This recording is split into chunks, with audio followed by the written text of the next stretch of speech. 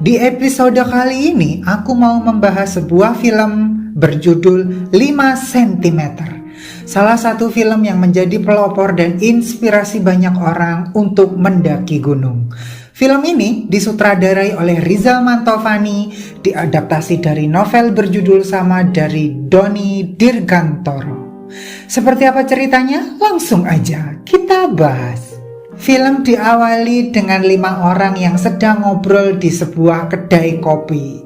5 orang ini solid banget. Saking solidnya kayaknya mereka tuh gak punya teman lain selain gerombolan mereka ini. Tiap malam minggu pasti ngumpul bareng. Tapi sebelumnya kita kenalan dulu dong sama karakter-karakter di film ini. Pertama ada Aryal, ganteng dong yang pasti. Badan gede kayak Deddy Corbuzier. Walau gede tapi nyalinya kayak gurem kecil. Apalagi kalau ketemu cewek, duh ampun Tuhan, langsung tremor jantungnya. Gak pingsan aja udah bagus. Si ganteng rupawanan gagah perkasa ini kalau makan mesti ada kecap. Cik simple gitu ya. Kedua ada Genta, ganteng juga lah ya. Pokoknya yang main di 5 cm ini ganteng-ganteng semua coy. Ya iyalah namanya bintang film. Kalau nggak ganteng nggak mungkin dipilih sama sutradaranya. Genta ini orangnya dewasa, bijak, adem, pintar, dan leadership. Di gerombolan 5 cm ini, Genta emang dianggap sebagai pemimpin oleh temen-temennya. Tapi sayang coy, seteges-tegesnya Genta, secakep-cakepnya Genta, dia cuma bisa memandangi Riani dari kejauhan. Jadi ceritanya Genta ini naksir banget sama Riani, tapi gak berani nembak. Duh, Genta, kalau kamu nggak satset buat ntar diambil sama orang, nangis loh kamu. Karakter ketiga ada Ian, cowok paling seksi dan montok di gerombolan ini. Ian ini udah kapan tahun nggak lulus dari kuliahnya loh. Ya iyalah nggak lulus, hobinya nonton bokep sama main game-gamean. Udah gitu, udah di taraf kecanduan pula. Ya kalau udah kecanduan game ya otomatis nggak bisa fokus ngerjain skripsi toh ya. Dan Ian ini doyan banget makan mie instan. Karakter keempat ada Jafran, titisan Khalil Gibran dan berobsesi jadi penerus Chairil Anwar. Pokoknya anaknya puitis banget coy. Dan yang pasti cakep juga lah ya. Dan terakhir ada Riani, si paling cantik di gerombolan 5 cm ini. Pokoknya cantik lah. Udah bingung mau nulis apa lagi tentang dia. Uniknya si Riani ini, dia kalau pesan makanan untuk 4 kawannya udah hafal di luar kepala sampai ke perintilan-perintilannya. Dan kalau Ian lagi makan mie, dia pasti akan bilang, "Yan, bagi kuahnya dong." Urusan di warung udah kelar dong coy, perut udah kenyang, ya pindah tempat lah mereka ke rumah Aryal. Dan di rumah Aryal ada adiknya yang cantik sekali, Dinda. Jafran kalau udah ngeliat Dinda, auto cosplay jadi pakai coy. Nggak ngecas ilernya aja udah bagus dia. Dinda langsung menyapa teman-teman abangnya dan segera kembali ke kamarnya di atas. Pas Dinda menaiki tangga, G-stringnya kelihatan coy.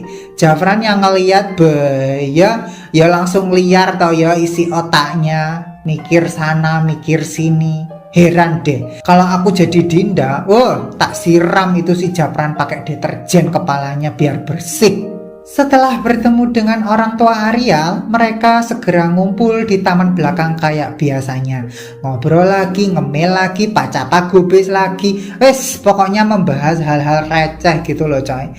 Sampai pada akhirnya Genta ngasih usul. Gerombolan 5 cm ini kayaknya perlu penyegaran deh. Harus ngelakuin sesuatu yang beda gitu loh. Genta pun ngasih usul, selama 3 bulan mereka nggak usah ketemu dulu, biar pada saling kangen gitu. Nggak boleh saling berhubungan, nggak boleh saling chatting-chattingan. Nanti pas tanggal 14 Agustus mereka akan kumpul di tempat yang sudah ditentukan sama Genta. Riani sebenarnya ya nggak setuju toh ya, namanya juga cewek, perasaannya pasti main dulu lah. Tapi lama-lama akhirnya dia setuju juga dan mau menyepakati kesepakatan yang sudah mereka buat. Sedangkan Ian ditawari kayak begitu, awalnya juga menolak sih, tapi lama-lama deal juga. Karena kata dia kalau dia 3 bulan gak ketemu, otomatis dia akan punya banyak waktu untuk fokus mengerjakan skripsinya. Sebulan berlalu, akhirnya Ian benar-benar fokus pada skripsinya. Dosen pembimbingnya unik lagi. Unik orangnya, unik namanya. Namanya itu Sukonto Legowo. Tapi ingat, kalau nyebut nama itu harus dipisah, biar nggak ambigu ya. Sedang Jafran sibuk PDKT terus ke Dinda. Jafrannya setengah mati, Dindanya tetap aja nggak ngerti-ngerti. Sedih deh pokoknya jadi Jafran.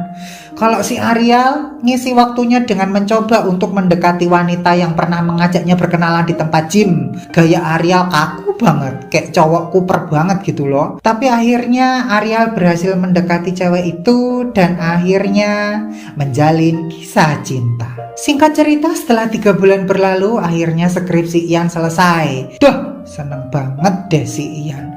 Dan waktu yang dinantikan pun tiba. Gerombolan 5 cm ini akhirnya ketemu lagi. Riani ya seneng banget no coy. Secara yes, hati perempuan tuh kan beda loh ya sama hatinya laki-laki. Genta pun ngechat temannya satu-satu untuk ketemu di stasiun Senen. Jangan lupa membawa keperluan untuk mendaki. Udah, intinya gitu aja. Dan singkat cerita lagi, ketemulah mereka di stasiun Senen. Wih, ya seneng, ya peluk-pelukan, ya yes gimana sih, namanya teman lama gak ketemu, akhirnya ketemu lagi gitu ya. Dan tanpa disangka dan diduga, ternyata si Dinda ikutan juga. Kalau ini ya si Japrannya tambah girang. Mereka pun berangkat naik kereta menuju ke Kota Malang, Jawa Timur. Di kereta, mereka ngobrol ini itu, main kartu, dan ngerjain Ian yang berhasil lulus dari kuliahnya. Di luar kereta pemandangannya indah sekali. Hal ini langsung dimanfaatkan oleh Japran untuk bisa lebih dekat dengan Dinda dan mengajaknya melihat pemandangan sunrise. Tak terasa mereka pun sudah tiba di stasiun Malang. Setelah itu segera naik jeep yang sudah disewa dan petualangan pun dimulai. Kejutan yang selama ini dirahasiakan dan dijanjikan oleh Genta adalah mendaki Gunung Semeru coy. Anak-anak lain terkejut ya sekaligus senang. Ketemu lagi malah mendaki gunung, seru ini pasti. Saat dalam perjalanan mereka melihat puncak Gunung Semeru. Mereka begitu terpukau dan begitu takjub. Tak lama kemudian sampailah di Ranupane dan langsung registrasi. Setelah itu mendirikan tenda di pinggir danau, bikin api unggun dan merencanakan pendakian besok. Tak lupa makan malam dulu dong, dan Ariel tetap membawa kecap. Sedang Ian juga tetap dengan mie instannya. Dan Riani juga tetap, Yan bagi kuahnya dong. Pagi datang, hawanya cerah banget, udaranya seger, ya iyalah seger, namanya juga di gunung. Kalau di Bantar Gebang pasti ya ngap no. Pendakian Semeru pun dimulai, mereka jalan santai bareng-bareng, disambut sama warga sekitar yang ramah banget. Awal perjalanan biasa-biasa aja, mereka berjalan bebarengan, kompak, dan gak ninggalin kayak pendaki FOMO-FOMO yang haus foto di puncak. Begitu perjalanan udah di setengah tujuan, ya pada ngap toh ya, capek, haus, lapar. Tapi mereka tetap jalan dan saling memberikan semangat satu sama lain. Tiba-tiba Ian sama Jafran ngeluh kehausan.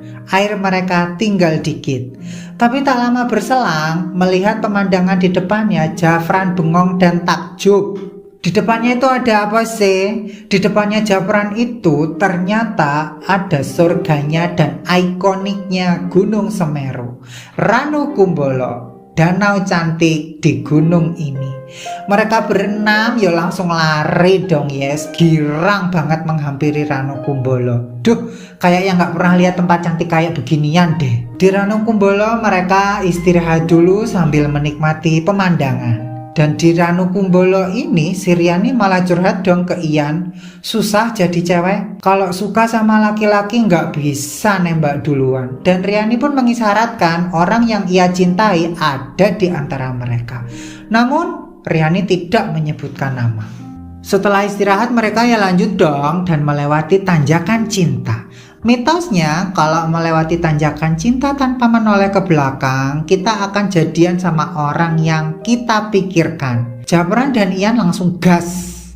Japran mikirin Dinda, kalau Ian mikirin Happy Salma.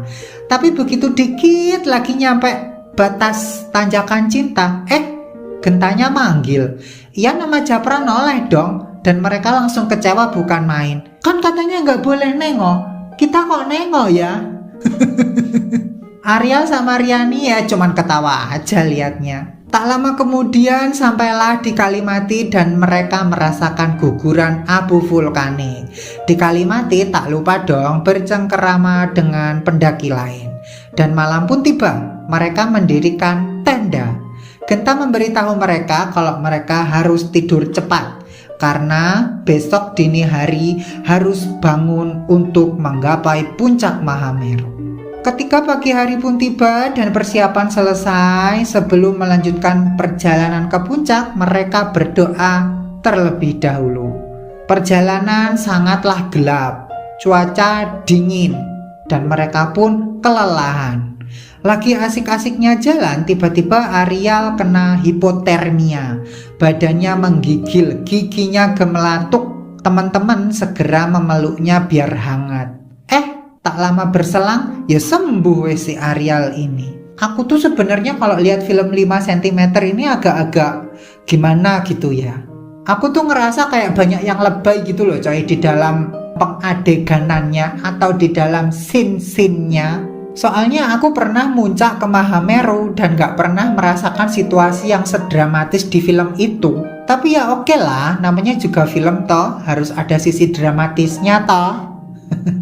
Setelah kejadian hipotermia, musibah kembali lagi. Tiba-tiba batu-batu berguguran. Salah satunya kena Dinda. Telinganya Dinda berdarah dong dan pendengarannya menghilang. Tapi ya tetap ya, nggak lama kemudian juga balik normal lagi. Yang parah lagi si Ian dong, kena batu gede banget. Akhirnya ia jatuh guling-guling dan pingsan.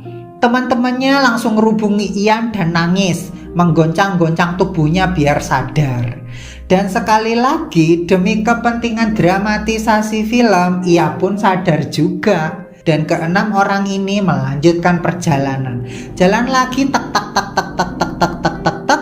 Dan beberapa menit kemudian, sesuai durasi di dalam film, Ariel, Dinda, Riani, Japran, Ian, Genta sampailah di puncak Mahameru.